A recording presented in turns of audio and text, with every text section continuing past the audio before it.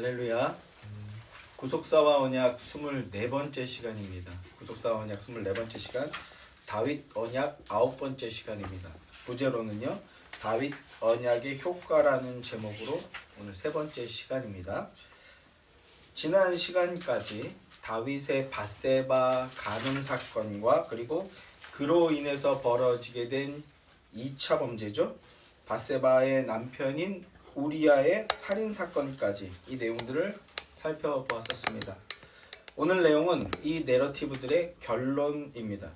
하나님께서 나단 선지자를 보내셔서 나단 선지자의 죄의 폭로를 통해서 다윗이 죄를 깨닫게 되고 그래서 회개하게 되는 내용들입니다.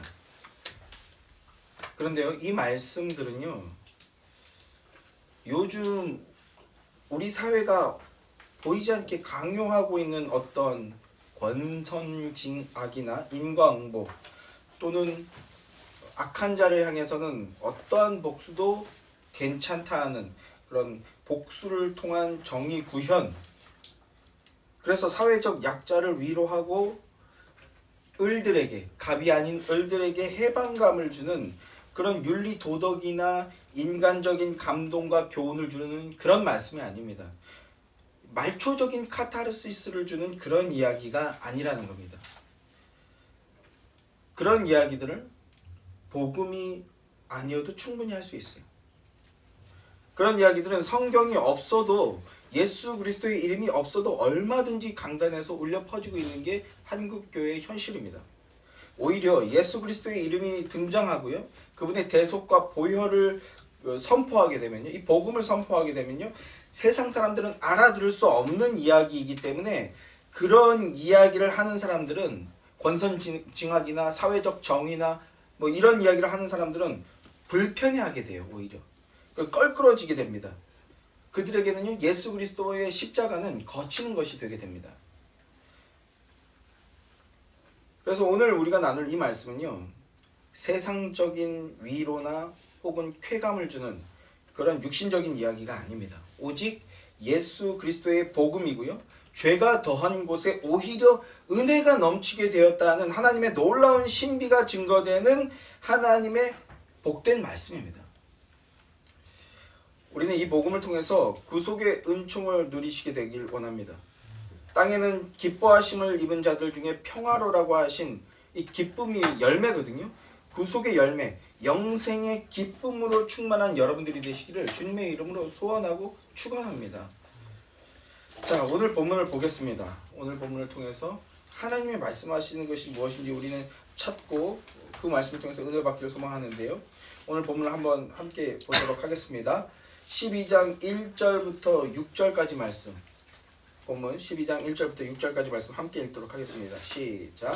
여호와께서 나단을 다윗에게 보내시니 그가 다윗에게 가서 이르되 한 성읍에 두 사람이 있는데 한 사람은 부하고 한 사람은 가난하니 그 부한 사람은 양과 소가 심히 많으나 가난한 사람은 아무것도 없고 자기가 사서 기르는 작은 암양 새끼 한 마리뿐이라. 그 암양 새끼는 그와 그의 자식과 함께 자라며 그가 먹는 것을 먹으며 그의 잔으로 마시며 그의 품에 누움으로 그에게는 딸처럼 되었거늘 어떤 행인이 그 부자에게 오매 그 부자가 자기에게 온 행인을 위하여 자기 양과 소를 아껴 잡지 아니하고 가난한 사람의 양 새끼를 빼앗아다가 자기에게 온 사람을 위하여 잡았나이다 하니 다윗이 그 사람으로 말미암아 노하여 나단에게 이르되 여호와의 살아계심을 두고 맹세하노니 이 일을 행한 그 사람은 마땅히 죽을 자라. 그가 불쌍히 여기지 아니하고 이런 일을 행하였으니 그 양 새끼를 4배나 갚아주어야 하리라 한지라. 다윗 앞에요, 나단 선지자가 나타났어요. 그 전에 먼저 다윗이 이 11장 내용들을 한번 살짝 다시 기억해 보시기 바랍니다. 다윗이 요압에게 밀세를 보냈었죠. 우리아를, 밧세바의 남편 우리아를 최전선으로 보내라. 최전선에 가서 싸우게 해라. 그래서 다윗의 명령대로 우리아가 최전선에 가장 맹렬한 싸움터로 보내졌고, 그러니까 자연스럽게 죽음을 맞이하게 된 겁니다. 우리아가 죽었어요. 그래서 11장 24절 25절 말씀을 보면 이런 말씀이 나옵니다. 활 쏘는 자들이 성 위에서 왕의 부하들을 향하여 활을 쏘매 왕의 부하 중 몇 사람이 죽고 왕의 종 햇사람 우리야도 죽었나이다. 이렇게 말씀하니까 다윗이 전령에게 이르되 너는 요압에게 이같이 말하기를 이 일로 걱정하지 마라. 칼은 이 사람이나 저 사람이나 삼킨다. 칼은 이 사람이나 저 사람이나 삼키느니라. 이렇게 말씀합니다. 다윗이 원하던 대로 우리아가 죽었다는 거예요. 우리아가 죽음으로써 자신의 모든 범죄가 덮였고 이 다윗의 범죄가 완전 범죄로 깔끔하게 마무리가 되었다라는 겁니다. 다윗이 그렇게 여기고 있었다라는 거예요. 그런데 그리고 1년 정도 시간이 지난 어느 날, 이 1년이라고 추측하는 것은요, 다윗이 바세바를 간음해서 임신을 했던 그 아이가 태어났어요. 그래서 1년 정도를 보는 겁니다. 1년 정도 시간이 지난 어느 날, 그러니까 모든 것이 이제 잊혀졌다라고 생각될 즈음에 어떤 일이 벌어집니까? 여호와께서 나단을 다윗에게 보내시니 나단 선지자가 나타났다는 겁니다. 나단 선지자가 나타나서 다윗 왕에게 한 이야기를 합니다. 그 이야기는 지금 우리가 읽은 1절부터 5절, 6절까지의 말씀인데요. 그 이야기는 이렇습니다. 간단하게 다시 한번 정리를 하면 한 부자와 한 가난한 사람이 있었다라는 거예요. 부자는 양과 소가 심히 많았고 가난한 사람은 암양 새끼 한 마리뿐이었다라고 합니다. 그런데 그 가난한 사람에게 그 암양은 가족과 같았다라는 거예요. 마치 반려동물처럼. 저도 개인적으로 굳이 따지고 들면 이 반려라는 단어를 썩 좋아하진 않고 지양돼야 된다고 생각합니다만 어쨌든 온 가족이 반려동물처럼 매우 친밀한 사이였다라는 거예요. 그 양새끼와. 그 가난한 사람에게 그 암양은 마치 딸과 같았다 이렇게 말하고 있어요. 그런 존재였다라는 거예요. 그런데 한 부자, 이 부자에게 손님이 찾아옵니다. 그가 손님에게 음식을 대접해야 되는데 그런데 그 부자가 자기에게는 양과 소가 매우 많은데도 불구하고 그 양과 소를 잡는 것이 아깝게 여겨졌다는 거예요. 그래서 자신의 양과 소가 아니라 그 가난한 사람의 그 자식과 또 같이 여겨지는 그 양 새끼를 빼앗아서 그 양을 잡아서 음식을 대접했다라는 이야기입니다. 이 이야기를 들은 다윗이 어디 그렇게 나쁜 놈이 있냐? 어떻게 그렇게 못된 사람이 있냐? 그런 놈은 반드시 잡아서 죽여야 된다. 이렇게 분노하는 겁니다. 그 놈은 잡아 죽여야 된다. 그러면서 이렇게 말씀합니다. 5절 말씀을 보니까요. 12장 5절 말씀. 여호와의 살아계심을 두고 맹세하노니 이 일을 행한 그 사람은 마땅히 죽을 자라. 다윗이 지금 의분에 휩싸여서 노발대발하고 있어요. 그러나 율법에 의하면요. 양 빼앗아 먹었다고 죽이진 않습니다. 남의 양을 훔치거나 남의 양을 잡아먹었을 경우에는요. 죽이는 게 아니라 4마리로 갚아줘야 된다는 거예요. 4마리로 갚아줘야 된다. 이게 율법이거든요. 다윗 왕은 이 율법을 아마 잘 알고 있었을 겁니다. 그래서 6절 말씀에서는 또 이렇게 말씀해요. 그가 불쌍히 여기지 아니하고 이런 일을 행하였으니 그 양 새끼를 4배나 갚아주어야 하리라 한지라. 이게 이제 되게 나중에 아이러니한 말씀이 되게 되는데 여기서 지금 문제가 뭡니까? 다윗 왕이 자기 말로 듣지 않고 다른 사람의 이야기로 아주 자연스럽게 듣고 있다는 거예요. 나단 선지자의 이야기를 내 말로 듣지 않고 자신을 향한 이야기로 듣지 않고 어디 그런 나쁜 놈이 있어 이거 남의 얘기로 듣고 있다라는 겁니다. 선지자의 주 업무는요. 죄를 고발하는 겁니다. 죄를 고발하고 폭로하는 겁니다.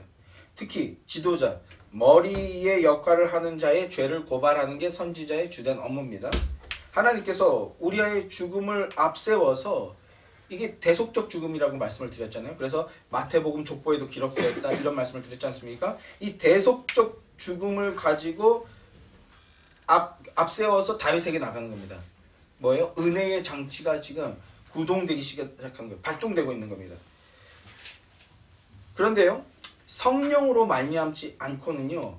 이 하나님의 말씀, 하나님의 계시, 하나님의 음성을 보지도 못하고 듣지도 못하고 아무것도 못하는 거, 깨닫지 못하는 겁니다. 하나님께서 우리아의 희생을, 대속적 희생을 바탕 삼아서 선지자를 앞세워서 다윗에게 다가가서 하나님이 말씀하시는 거예요. 그런데 다윗은요. 하나님의 말씀이 들리지 않는 겁니다. 하나님의 말씀이 내 말씀으로 들리지 않고 자신의 말로 들리지 않고 있다라는 거예요. 지난 시간에 다윗의 영적 상태에 대해서 말씀을 드리면서 다윗의 영적 상태는 사망의 잠에 빠져든 상태다. 이런 말씀을 드렸습니다. 영적인 분별력을 상실한 상태라는 거예요. 이걸 또 다른 말로 표현하면 기계적 신앙이라고 표현할 수 있는데, 기계적 신앙이란 뭡니까? 자기 중심성이에요. 자기 중심적인 그 이기적인 욕구에 빠져서 하나님과의 인격적 관계가 깨어지고요. 기계적 신앙, 기계적 행위만 내어놓는 거예요. 기계적으로. 이게 사랑하는 사람과의 관계에서도 동일합니다.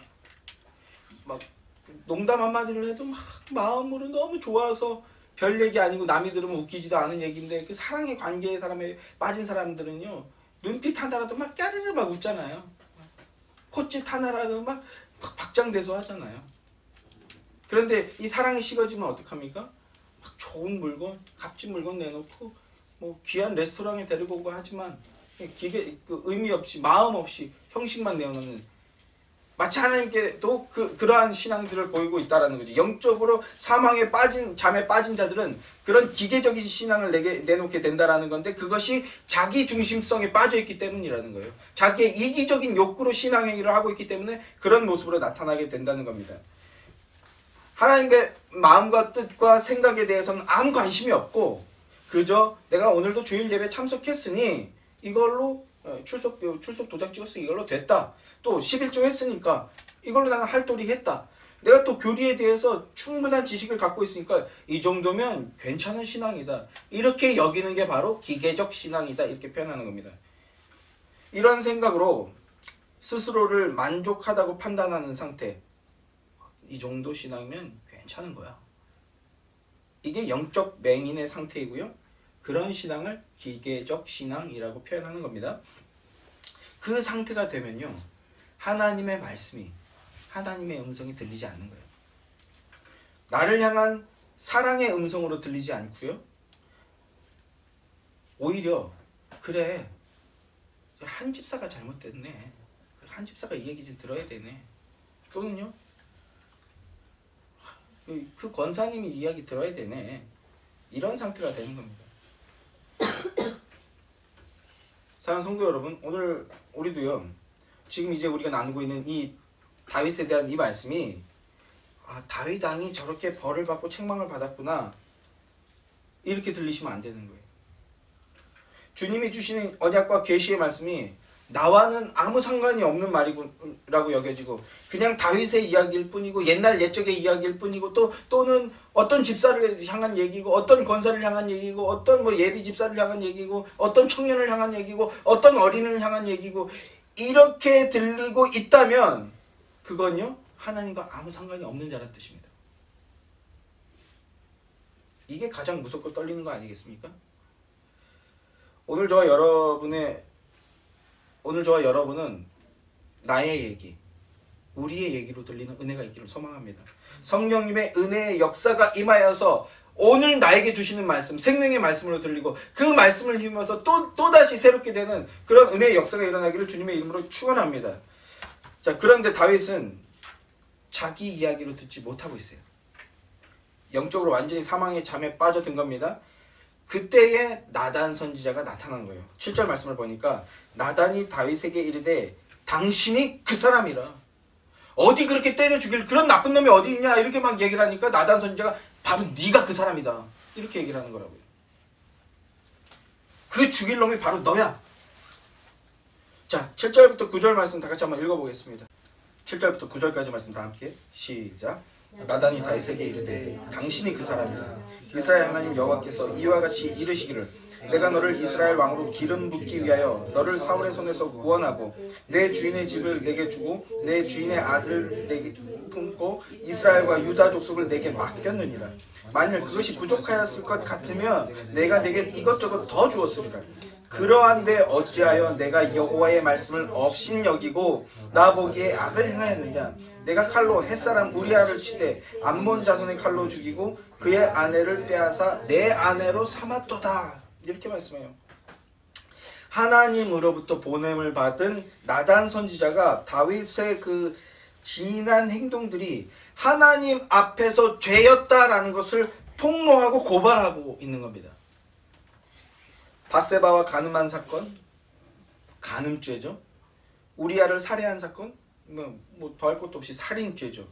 자, 이 두 범죄는요 10계명으로 치면 몇 계명을 어긴 겁니까? 제 7계명 간음하지 말라, 이 7계명을 어겼어요. 또 8계명과 10계명 이웃의 아내를 탐내지 말고 도둑질하지 마라. 이웃의 아내를 탐하고 이웃의 아내를 훔쳤잖아요. 지금 8계명과 10계명을 어겼습니다. 그리고 6계명 뭡니까? 살인하지 말랍니다. 살인하지 말라. 6계명도 어겼습니다. 그런데 여기서 계명을 몇 개 어겼어요?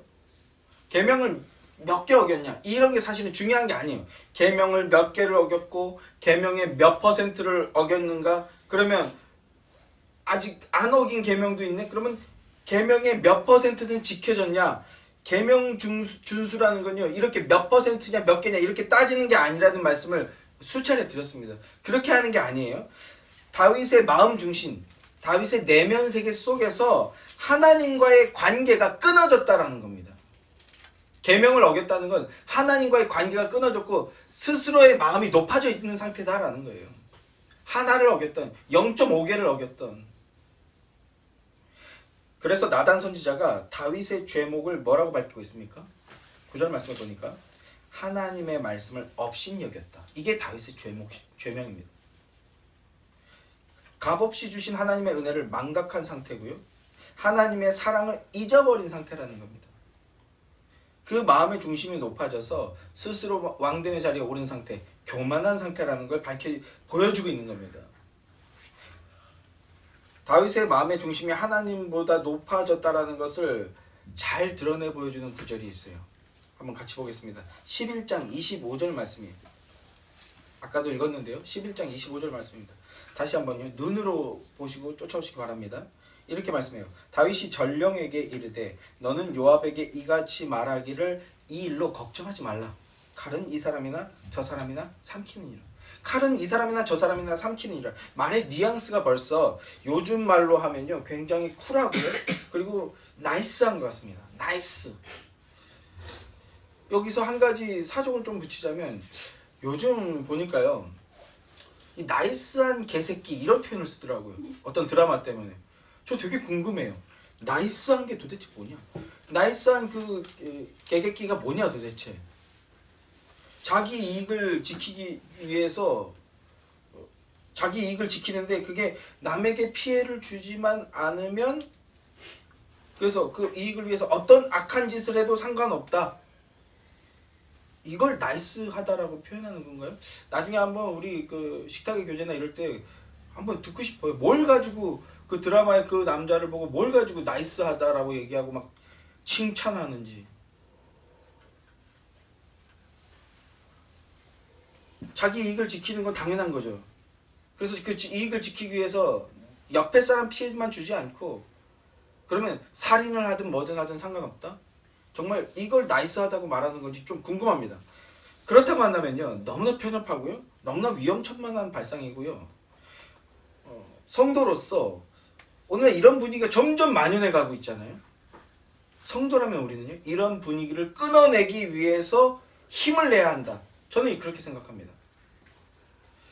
다시 돌아와서 칼은 이 사람이나 저 사람이나 삼킨다.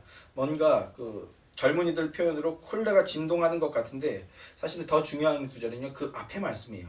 이 일로 걱정하지 말라. 이 말씀입니다. 이 일로 걱정하지 말라. 다윗이 전령하게 하는 말인데요. 다윗이 이 일로 걱정하지 말라. 이 말을 직역하면 이렇습니다. 이것을 악으로 생각하지 말라. 이 일을 악으로 생각하지 말라. 모종의 이유로 우리아가 죽게 된 것인데요. 그것을 다윗이 다른 사람도 아니고 다윗이 말하는 거예요. 그걸 악으로 생각하지 말라.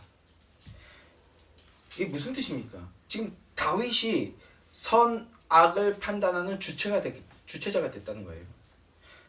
판단자. 하나님 앞에서 이게 가장 큰 범죄인 겁니다. 자신이 선악 판단을 하는 주체자가 되었다고 스스로 생각하니까 두려움이 없어져 버리는 거예요. 그 윤리의식이 사라지고 양심이 허물어져 버리는 겁니다. 그래서 두려움 없이 그 극악한 범죄를 저지르게 되는 겁니다. 그런데 하나님은 뭐라고 말씀하십니까? 다윗은 이것은 악이 아니다. 악으로 보지 말라 이렇게 말하는데 하나님께서 뭐라고 말씀하세요? 11장 마지막 구절입니다. 27절 마지막 문장을 보면 이렇게 말씀합니다. 다윗이 행한 그 일이 여호와 보시기에 악하였더라. 다윗은 스스로 왕이 되어서 판단자가 되어서 이 일을 악으로 여기지 마라. 악으로 보지 말라. 이렇게 말씀했는데요. 하나님은 뭐라고 말씀하셨다고요? 그 여호와 보시기에 악하였더라. 다윗의 행위가 악하였다는 겁니다. 하나님은 다윗의 중심과 그리고 그 범죄를 악으로 보셨다. 이렇게 말씀해 주고 계십니다. 그래서 10절부터 12절 말씀이 나오게 되는 겁니다. 자, 10절부터 12절 말씀 다시 본문으로 돌아와서 12장 10절부터 12절 말씀입니다. 같이 읽겠습니다. 시작. 이제 내가 나를 업신여기고 햇사람 우리아의 아내를 빼앗아 내가 내 아내로 삼았은즉 칼이 내 집에서 영원토록 떠나지 아니하리라 하셨고 여호와께서 또 이와 같이 이르시기를 보라 내가 너와 내 집에 재앙을 일으키고 내가 내 눈앞에서 내 아내를 빼앗아 내 이웃들에게 주리니 그 사람들이 내 아내들과 더불어 백주에 동침하리라. 너는 은밀히 행하였으나 나는 온 이스라엘 앞에서 백주의 이 일을 행하리라 하셨나이다 하니라. 하나님을 업신여겼다. 이게 죄명이라고 말씀드렸죠.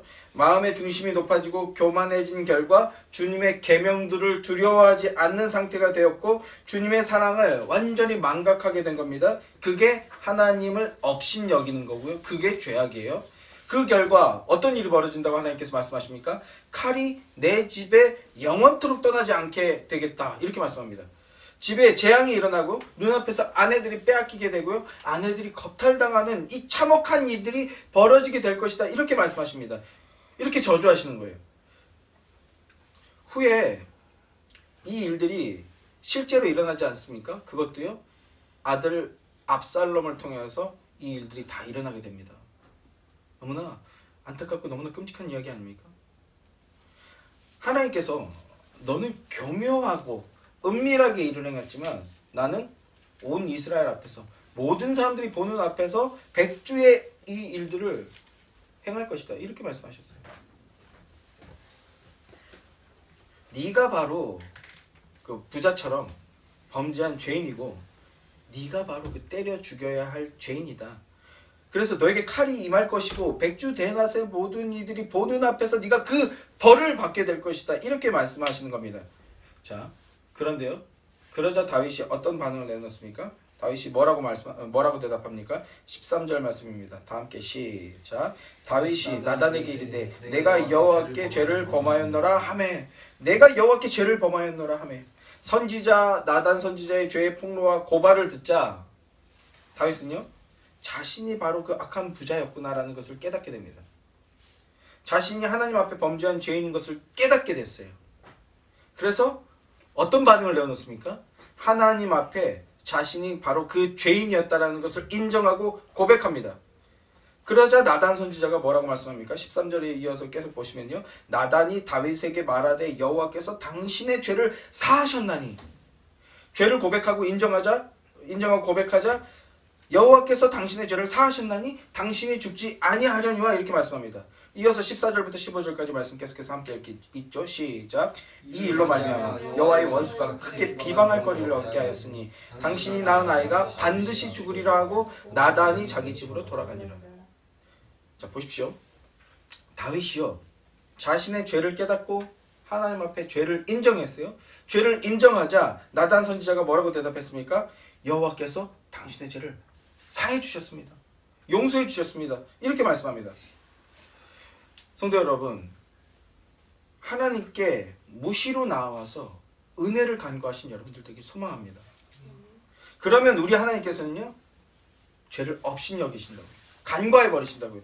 언제든 우리의 죄를 용서해 주시고요, 깨끗게 해주시고 새롭게 해주시는 분이시다라는 겁니다. 할렐루야. 자, 그런데 죄를 사하여 주셨고 당신이 죽지 아니할 것이다 라고 말씀하시는데, 그런데 이후에 벌어지는 상황을 보니까 밧세바와의 사이에서 낳은 아이가 죽을 것이다 라는 말씀을 합니다.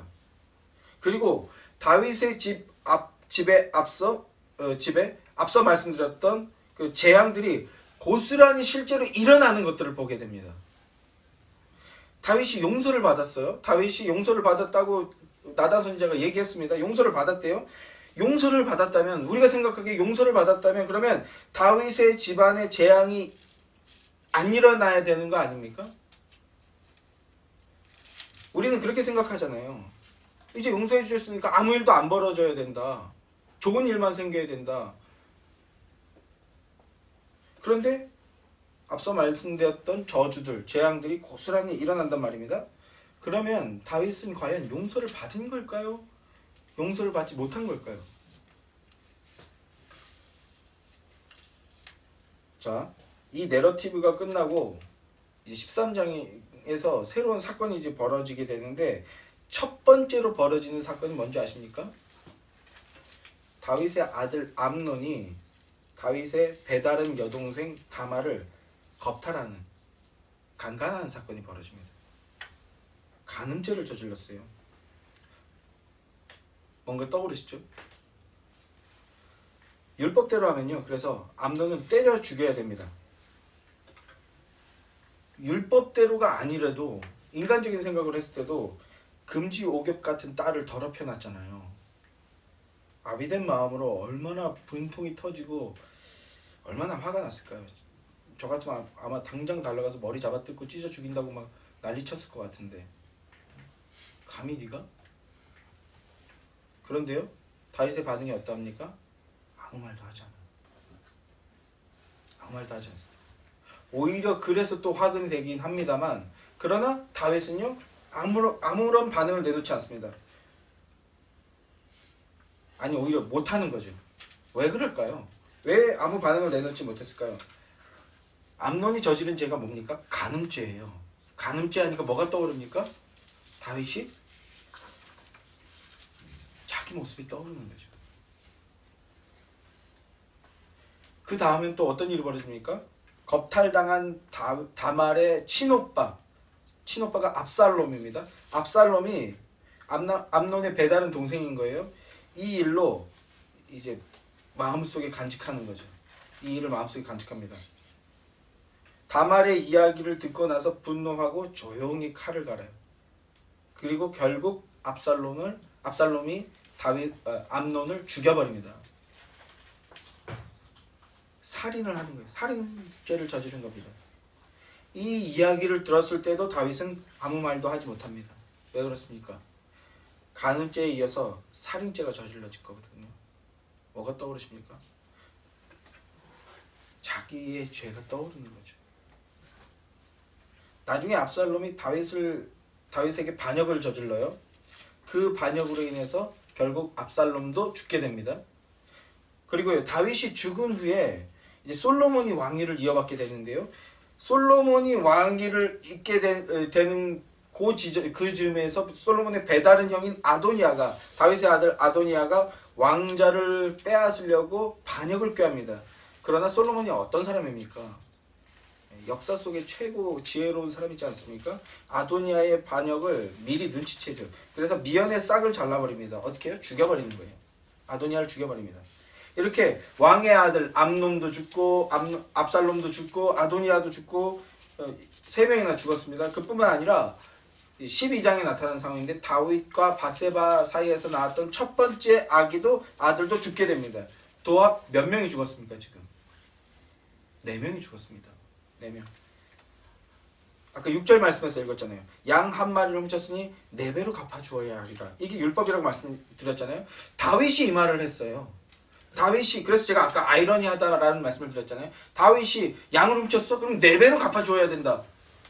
살인죄를 저질렀습니다. 그래서 4명의 아들이 죽게 되는 거예요. 한 집의 아들이, 왕자가 4명이나 죽어버렸어요. 나라가 쑥대밭이 됐고요. 아내들은 생과부가 되는 벌을 받게 됩니다. 이게 용서받은 게 맞습니까? 용서받았다라고 할 수 있을까요? 성도 여러분, 하나님은요 시건하는 분이 아니십니다. 하나님은요 정확무오한 분이십니다. 그러면 다윗이 용서받았다고 한 그 용서는 도대체 뭘까요? 자, 14절 말씀입니다. 보면 14절 말씀 다 함께 시작. 이 일로 말미암아 여호와의 원수가 크게 비방할 거리를 얻게 하였으니 당신은 낳은 아이가 반드시 죽으리라 하고, 여호와의 원수가 크게 비방할 거리를 얻게 하였다 이렇게 말씀하고 있어요. 여호와의 원수가 누굽니까?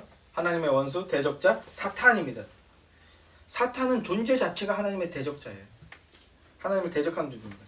사탄은 하나님께서 하나님의 법대로 집행하시는지 안 하시는지 그것만 지켜보는 거예요. 하나님의 룰을 어기면 그때 하나님께 반역하겠다. 이게 사탄이거든요. 그래서 하나님이 당신의 법대로 법을 집행하시는지 안 하시는지 이것만 지켜보고 있는 존재가 바로 사탄입니다. 그 사탄의 머리를 박살내야 하는 일이 남아 있었던 거예요. 자, 다윗은 죄를 인정하고 하나님께 용서를 구함으로써 그 죄에 대한 용서함을 받았습니다. 그런데 뭐가 남았냐면 원수가 비방할 거리가 남겨져 있다라는 거예요. 이 비방할 거리를 없애야 된다라는 겁니다. 다윗이 받은 용서는 그러니까 어떤 용서냐면 지옥 갈 죄를 용서받은 거예요. 지옥 갈 죄. 지옥에 가지 않게 되었다라는 겁니다. 그러면 다윗이 범한 지옥 가야 할 죄를 누가 대신 감당한 겁니까? 우리아의 죽음을 통해서 그걸 미리 힌트해 줬잖아요. 누가 대신 감당한 겁니까? 초림 때 오신 예수 그리스도께서 대신 감당해 주시는 겁니다. 우리아의 죽음은 예수님께서 다윗뿐만 아니라 모든 교회의 그 죄를 대신 감당해 주시는 대속의 죽음을 죽으셨다라는 것을 미리 예표하고 있었다라는 겁니다. 자, 다윗의 알리바이를 위해서 대신 억울하게 우리아가 희생됨으로써 언약의 성취를 위해 대신 희생할 자가 오심을 예표했어요.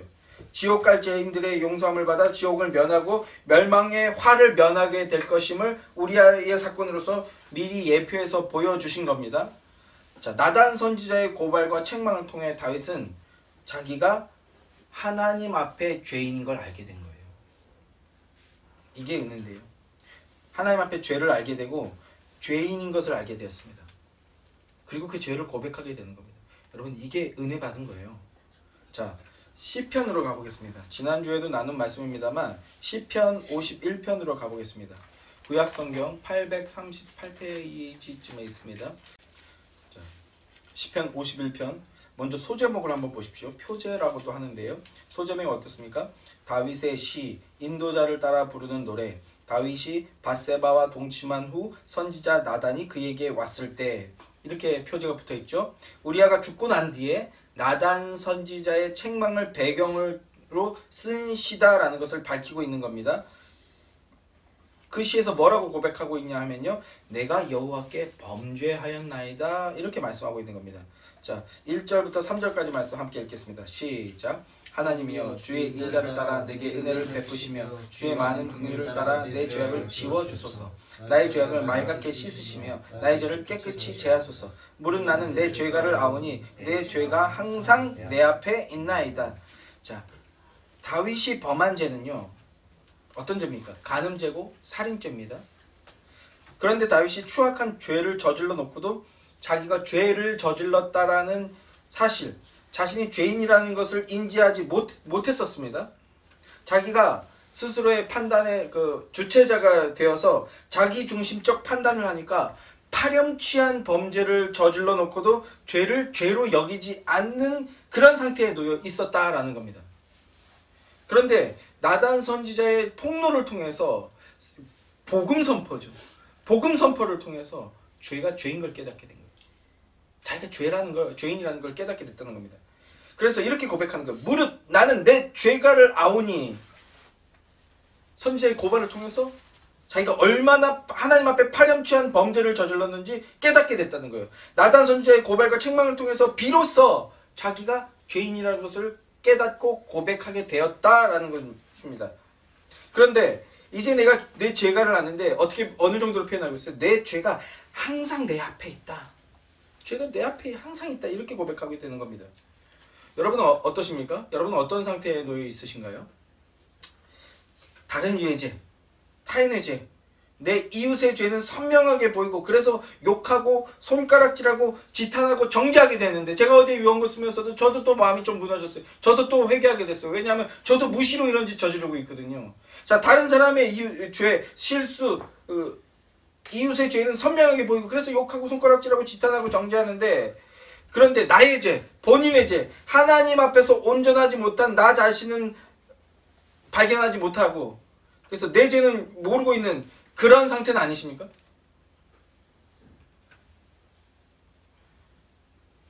이 말씀들을 통해서 다윗처럼 내 자신의 죄를 깨닫게 되고 그래서 하나님의 은혜를 간구하고 계십니까?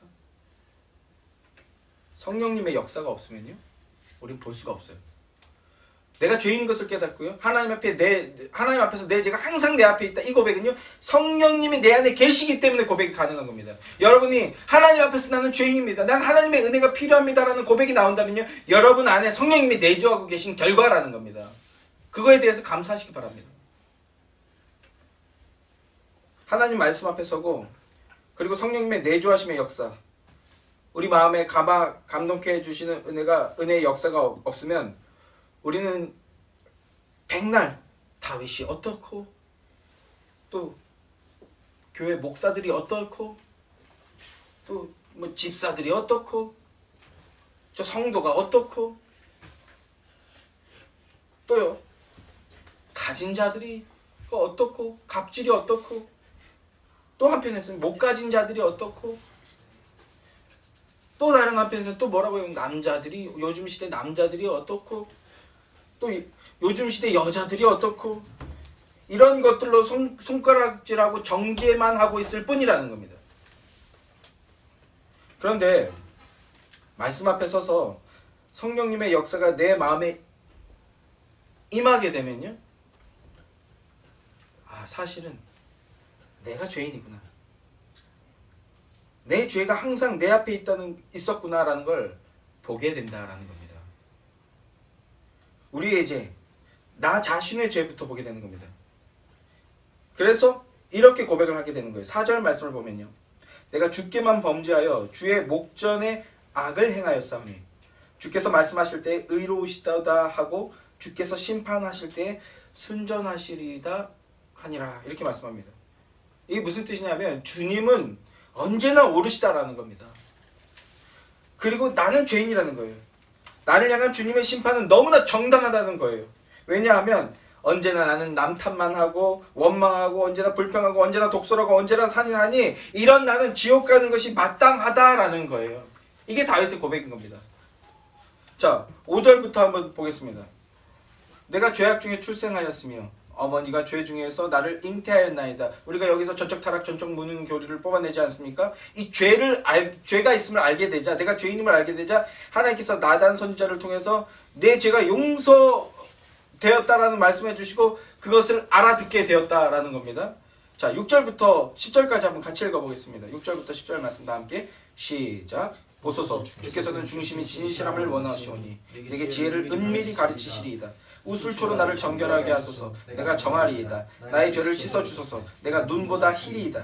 내게 즐겁고 기쁜 소리를 들려주시사 주께서 꺾으신 뼈들로 즐거워하게 하소서. 주의 얼굴을 내 죄에서 돌이키시고 내 모든 죄악을 지워주소서. 하나님이여 내 속에 정한 마음을 창조하시고 내 안에 정직한 영을 새롭게 하소서. 내 안에 정직한 마음을 창조해 주시고 정직한 영을 새롭게 부어달라. 이 말은요, 우리 마음에 성령님이 임하시면 우리 자신이 죄인인 것을 알게 되고 고백하게 된다는 겁니다. 하나님께서 우리 마음에 정직한 마음을 창조해 주시지 않으면 그러면 우리는요 남 탓만 하고 원망만 하고 불평만 하고 저주만 하게 된다는 거예요. 우리 자신이 죄인인 것을 모르게 된다는 겁니다. 우리가 하나님 앞에서 다윗보다 내가 더한 간음죄를 저지르고 살면서도 우리는 우리 자신이 간음한 자라는 사실을 모르고 살아가게 된다는 거예요. 하나님께서 정한 마음을 창조해 주시지 않으면. 간음이 뭡니까? 여러분 간음 했어요? 안 했어요? 성경이 말씀하는 간음죄가 뭡니까? 네, 세상 사랑하는 겁니다. 하나님보다 세상 사랑하는 것. 하나님보다 세상을 더 사랑하고 추구하는 마음과 삶이 간음이에요. 간음. 나 중심의 삶을 사는 게 바로 간음입니다. 세상과 벗되고자 함이 하나님과 원수됨임을 알지 못하느냐 이 간음한 여인들아. 야고보 사도가 이렇게 말씀하잖아요. 성경이 말씀하는 여인은 교회거든요. 교회가, 성도가 세상을 벗됨을 추구하는 그 삶을 사는 게 하나님께 원수됨이고 그게 간음하는 거라는 거예요. 우리 간음하고 있잖아요. 신랑 되시는 예수님의 은혜를 잊고 예수님보다 더 좋아하는 모든 것들, 그게 바람 피는 거고 그게 간음하는 것이다 라는 겁니다. 그 간음죄가 십자가 복음 앞에서 폭로되는 게 은혜라는 겁니다. 살인죄는요, 마음으로부터 미워하는 것도 살인이다 라고 말씀하고 있습니다. 저기 공동묘지에 가면요, 이유 없이 죽은 시체는 단 한 구도 없습니다. 다 이유가 있어요. 물어보면 또 왜 그렇게 했냐, 다 이유가 있어요. 그러나 살인은 살인이고요. 성경은 그 마음에서 그 일어나는 그 살인을 더 악한 것으로 본다라는 거예요. 어떤 이유에서든 우리는 다 마음속에 미움과 원망과 분노를 품고 있잖아요. 하나님께서 그게 살인이다라는 걸 우리에게 폭로시켜주고 계신 겁니다. 스스로 왕된 자리에 있는 자, 그 자는, 그리고 세상은 이런 고발과 폭로를 들을 때 어떻게 반응합니까? 분노합니다. 하나님의 마음을 받지 못하고 분노하고 거부할 것입니다. 그러나 성도는요, 성령님이 그 마음 안에 계시고, 그래서 다윗의 표현대로 정한 마음, 정직한 영을 새롭게 주시고 정한 마음을 창조해 주시면요, 그래서 그 자는 하나님 말씀 앞에 설 것이고요, 하나님 말씀 앞에 서서 성령님이 임하시면 어떤 반응을 내놓게 된다라는 거예요? 맞습니다. 맞습니다. 내가 바로 그 간음한 자고 내가 바로 그 살인한 자입니다. 하나님의 지적이 온당합니다. 이런 고백이 터져나오게 된다라는 겁니다. 여러분 어떤 고백을 내놓고 계십니까?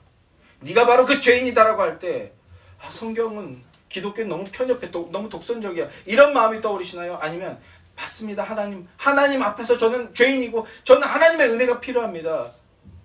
어떤 고백이 나오십니까? 다윗처럼 우리가 진짜 간음하고 육체의 간음과 진짜 살인, 육체의 살인이 아니어도 주님의 성령이 마음 가운데 임하면 맞습니다, 내가 간음한 자고 내가 살인한 자입니다, 이걸 깨닫고 인정하고 고백하게 된다라는 겁니다.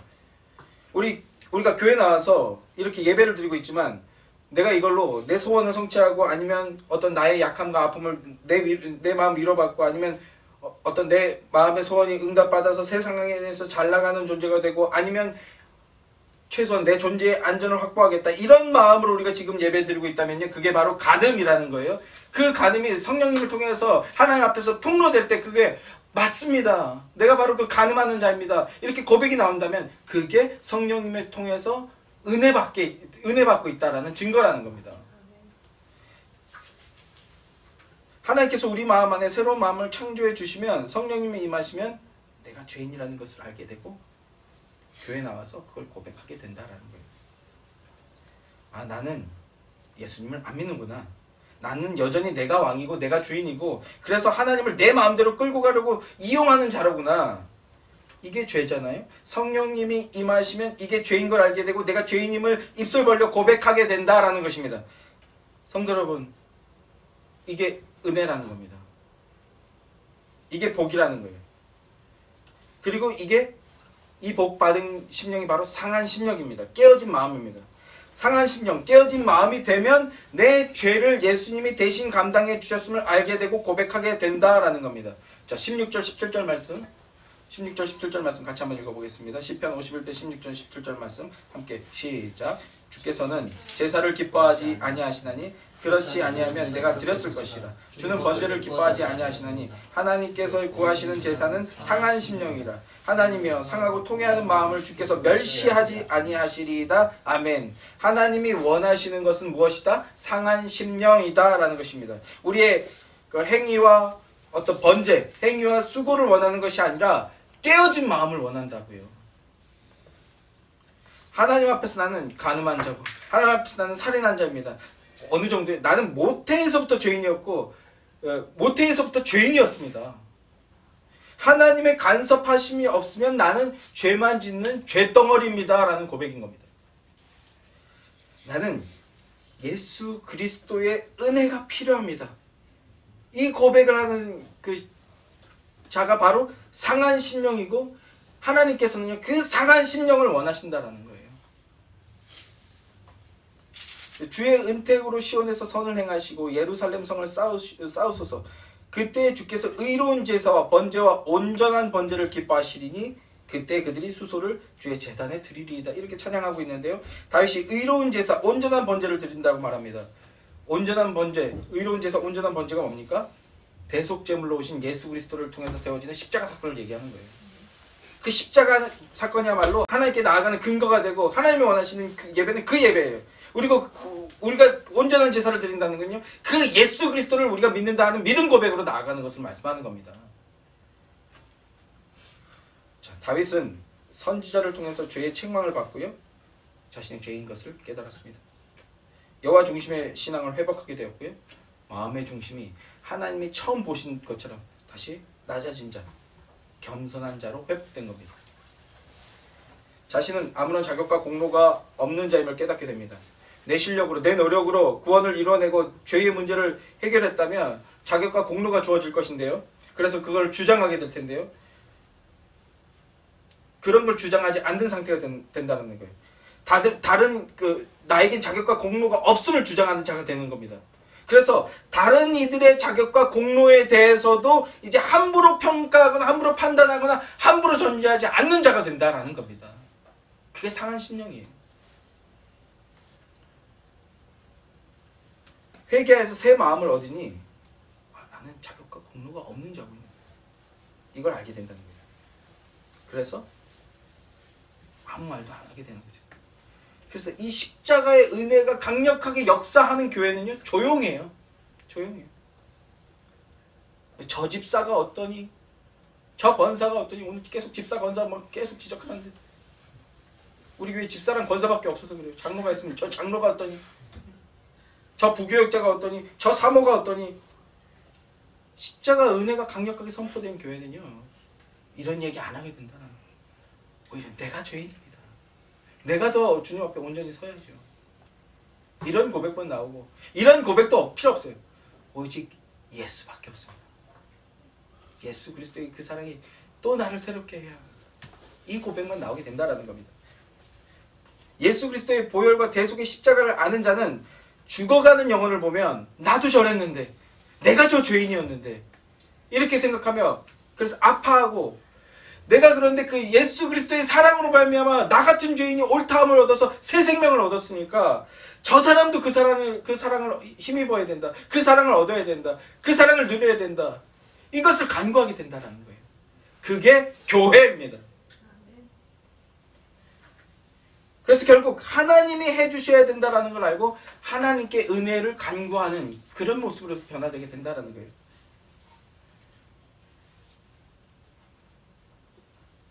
자격이 있어서 된 게 아니라 준비가 되어서 된 게 아니라 은혜로 된 것을 아는 자들, 그가 바로 성도입니다. 그래서 은혜로 된 것을 알기에 이웃에게도 형제에게도 자매에게도 내게 주어졌던 그 값없는 은혜, 그 은혜가 동일하게 임하게 되기를 간구하게 되는 겁니다. 그렇게 기도하고 간구하고 사랑하고 인내하는 자들이 되는 거예요. 견인하는 자들이 되는 겁니다. 그게 성도고 그게 교회입니다. 우리 예수의 교회가 그런 교회가 되기를 주님의 이름으로 간절히 소망하고 기원합니다. 자, 마지막으로 이 고발 폭로 사건을 통해서 다윗이 죄인인 것을 깨달았는데요. 무엇이 회복되는 겁니까? 여호와 중심의 신앙이 회복된 거예요. 그래서 오직 하나님의 주권을 외치는 자가 되었습니다. 다시 본문으로 한번 들어가 보세요. 본문 12장, 사무엘하 12장 21절부터 23절 말씀만 한번 읽겠습니다. 사무엘하 12장 말씀을 보면 이제 나단 선지자가 당신의 그 죄로 인해서 당신의 죄는 용서받았지만 아이가 죽을 것이다 이렇게 말씀합니다.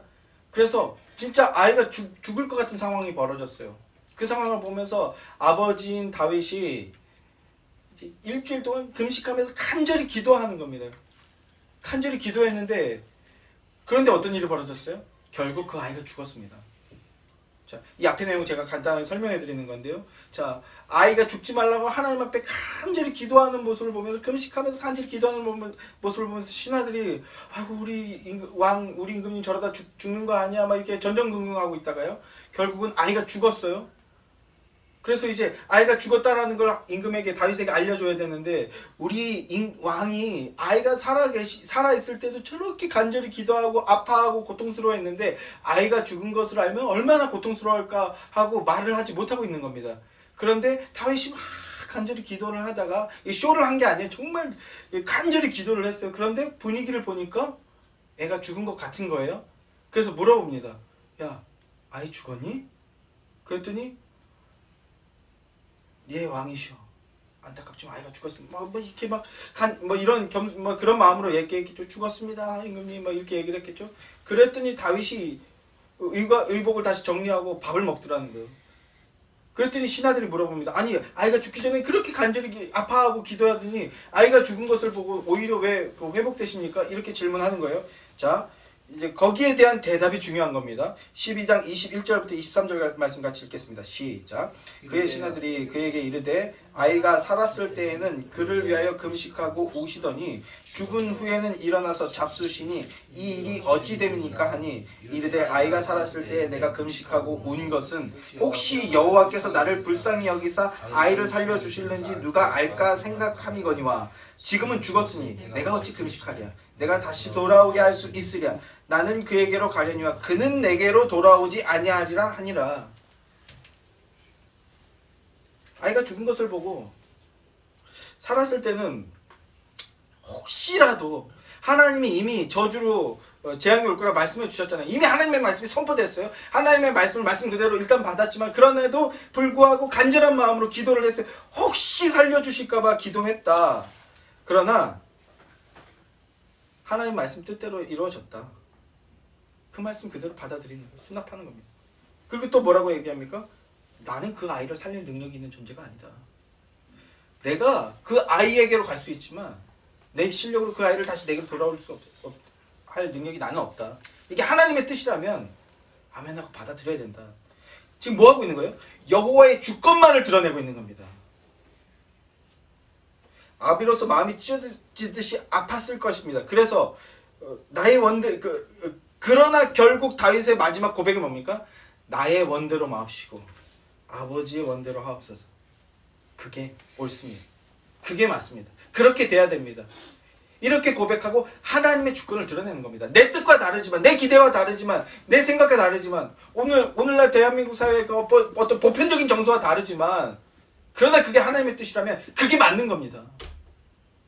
그렇게 돼야 되는 겁니다. 이렇게 고백하고 하나님만 드높이고 있는 겁니다. 이게 뭐예요? 겸손함을 회복한 겁니다. 여호와 중심의 신앙을 회복한 거예요. 이 모습이 사울과 다윗의 차이죠.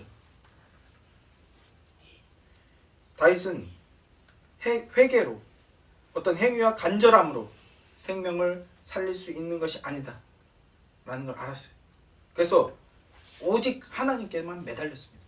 그리고 하나님의 뜻에 순복했습니다. 이게 성도의 모습인 겁니다.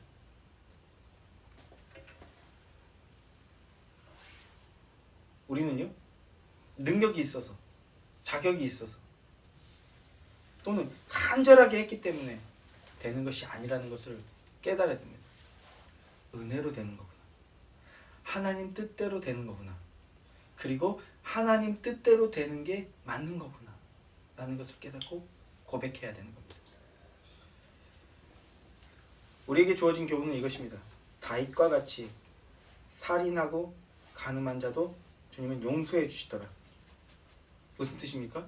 예수 그리스도의 대속을 믿으면 우리도 간음죄 저지르고 살인죄 저지르는 우리같이 더러운 죄인도 용서받을 수 있다. 이게 은혜입니다. 이 놀라운 은혜, 믿음이라는 복을 누리시는 여러분들 되기를 주님의 이름으로 축원합니다.